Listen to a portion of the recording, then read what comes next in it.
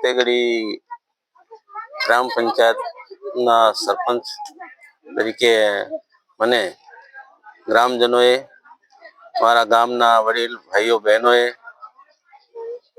સારા એવા મત આપી વિજયી બનાવ્યો છે અને તેમનો હું ખૂબ ખૂબ આભાર માનું છું.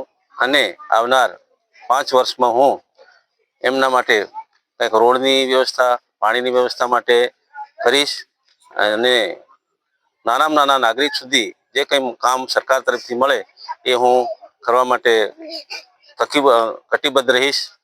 અને કાંઈ પણ મુશ્કેલી પડે તો પણ હું એમનું કામ કરીશ.